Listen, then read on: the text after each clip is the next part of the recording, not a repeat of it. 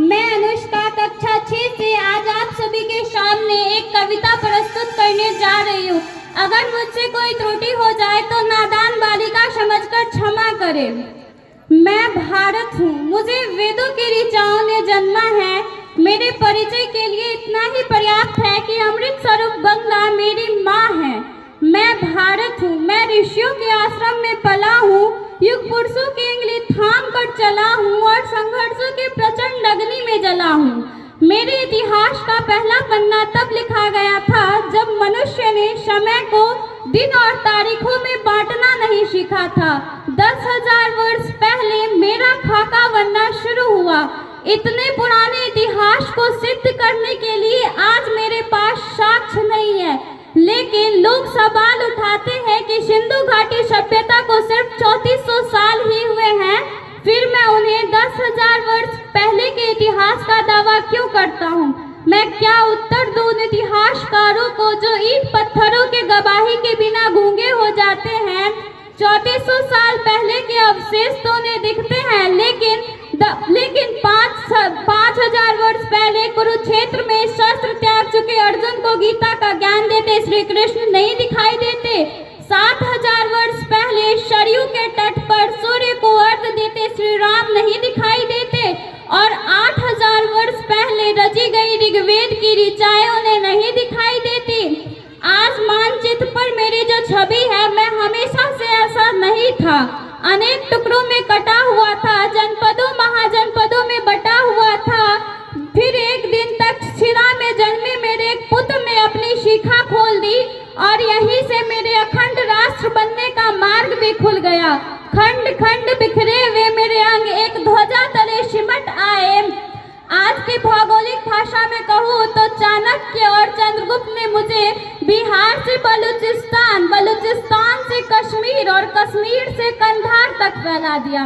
मैं अपने भुजाओं का विस्तार देखकर बहुत प्रसन्न था, लेकिन अशोक की वीरता अपने दादा चंद्रगुप्त के साम्राज्य को कुछ और बढ़ाने के लिए संकल्पबद्ध था। उसने मेरी सीमाएं तक्षशिला से ईरान तक खींच दी। अब मेरे भुजाओं का विस्तार पूरे विश्व को अचंभित कर रहा था, भौगोलिक और आध्यात्मिक दोनों रूपों में। एक तरफ मेरे हाथों में चमकती हुई तलवारें लहरा रही थी, तो दूसरी तरफ मेरे गले से महावीर और बुद्ध की बाणें गूंज रही थी। कई सदियां बीत गई, मैं समय के धरातल पर कभी दौड़ा, कभी चला, कभी घुटनों के बल रेंगा, लेकिन रुका कभी नहीं। मुझे श्री कृष्ण के वचन हमेशा याद रहे, कृतंग में दक्षिणे हस्ते जीव में सभ्य आहित। यदि मैं सीधे हाथ से कर्म करूंगा तो मेरे उल्टे हाथ में विजय अवश्य होगी। कर्मयोग के सिद्धांत पर चलता हुआ मैं वैभव और संपदा के शिखर पर जा पहुंचा। मुझे सोने की चिड़िया कहा जाने लगा और मेरी चमक सुदूर देशों में बैठे लुटेरे और आक्रमणकारियों को लुभाने लगी। अरब, महमूद, तुर्क, तैमूर और मंगोल घोड़े पे चढ़कर धूल उड़ाते हुए आए और मेरे मंदिरों का सारा सोना चुरा ले गए। मेरे ग्रंथ जला दिए, मेरे इतिहास छिन्न भिन्न कर दिया। अनगिनत घाव लगे मेरे बदन पर, लेकिन विश्व बंधुत्व का आदर्श छाया रहा मेरे मन पर। मैं परदेशी शमशीरों की चोटें खाता रहा और अतिथि देवो भव दोहराता रहा। मेरी यही शांति प्रियता 7 समंदर पार से आए अंग्रेजी सौदागरों के लिए वरदान बन गई। मेरे राजाओं के दरबार में नाक रगड़ने वाले कोरे अचानक वहां के राज सत्ताओं के स्वामी बन बैठे।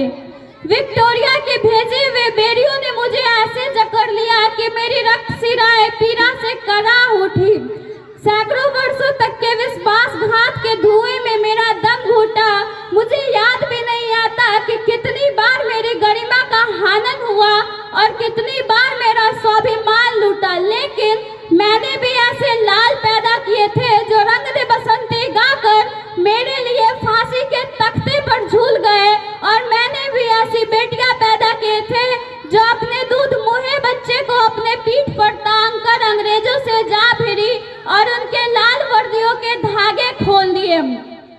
मेरा एक और बेटा अल्फ्रेड पार्क में एक पिस्तौल लिए अनगिनत अंग्रेजी राइफलों से लड़ गया अंग्रेजी राइफलों से लड़ गया और जब आखिरी गोली बची तो वंदे मातरम कहकर मेरे चरणों में भेंट चढ़ गया। वंदे मातरम कहकर मेरे चरणों में भेंट चढ़ गया। जो हाथ मेरी ओर बढ़ी मेरे वीरों ने उसे काट कर फेंक दिए। जो आंख मुझ पर उठी मेरे वीरों ने उसे हमेशा के लिए बुझा दिए। बलिदानियों के रक्त से भीगी हुई मेरी वादियां हैं, बलिदानियों के रक्त से भीगी हुई मेरी वादियां हैं। आज मेरे माथे पर गणतंत्रता का 75वां सूर्य चमकने वाला है। आज मेरे माथे पर गणतंत्रता का 75वां सूर्य चमकने वाला है, क्योंकि मेरे सीने में वीरों की समाधियां हैं, मेरे सीनों में वीरों की समाधियां हैं। जय हिंद, जय भारत। एक बार जोरदार तालियां इस बच्ची के लिए। बहुत ही सुंदर सी कविता। मैं